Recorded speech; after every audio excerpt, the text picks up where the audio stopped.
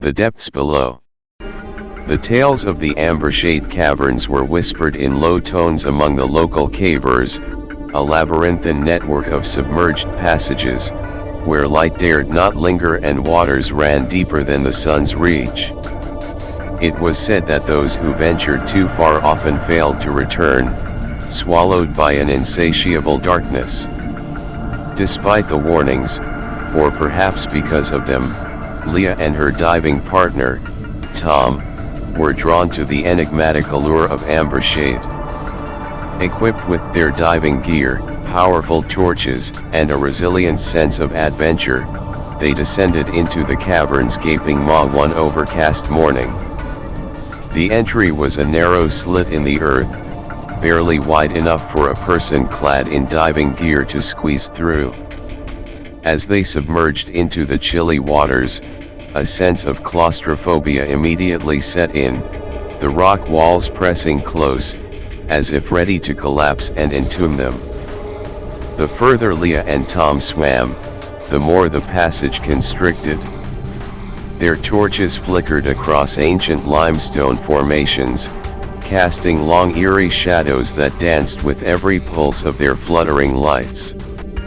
Leah's heart raced. The weight of countless tons of rock above them was palpable, a constant reminder of the grave below. As they delved deeper into the caverns, the water's embrace grew colder, and an inexplicable current began to tug at them, guiding them deeper into the bowels of the earth. Tom signaled to Leah, his hand motions shaky with apprehension, they should turn back.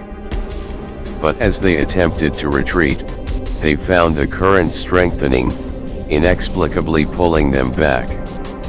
Turning their torches upstream, Leah's beam caught something in the water. A figure, pale and bloated, its eyes hollow and endless, floated serenely in the darkness. A scream bubbled up in Leah's throat, muffled by her regulator. Tom grabbed her arm, pulling her away, but the figure advanced, its movements unnaturally fluid. The figure was not alone. More shadows emerged from the inky depths, their forms grotesque and twisted, victims of the cavern's cruel embrace. They swam with a purpose, encircling Leah and Tom, herding them deeper into an uncharted passage. The walls here were so close they could feel the scrape of rock against their suits. Leah's light flickered and then died, leaving them in oppressive darkness.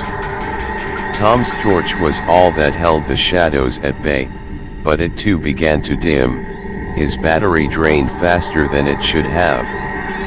In the darkness, they could hear a strange sound.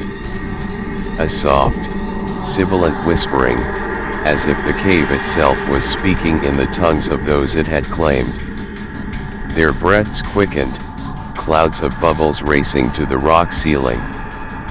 The current pulled them onward, and they were powerless to resist. As they were forced deeper into the cavern, the water filled with a thick, almost tangible darkness that seemed to absorb all warmth and light. Suddenly, Tom's hand slipped from Leah's grasp. Panicked, she reached out, her fingers brushing against something soft and cold. Not Tom, but one of the floating bodies. Her torch flickered back to life, revealing Tom, his body limp, his face locked in a silent scream, his light extinguished forever. Leah thrashed and kicked, trying desperately to swim against the current that sought to claim her as another whispering shadow of the deep. But the darkness was overwhelming, suffocating, like a living thing that fed on her terror. In her final moments, as her light dimmed and her lungs screamed for air, Leah felt the icy fingers of the drowned caress her, welcoming her into the fold. And above, in the world of light and life, the Ambershade Caverns waited patiently, ready to embrace the next soul brave or foolish enough to plumb its haunted depths.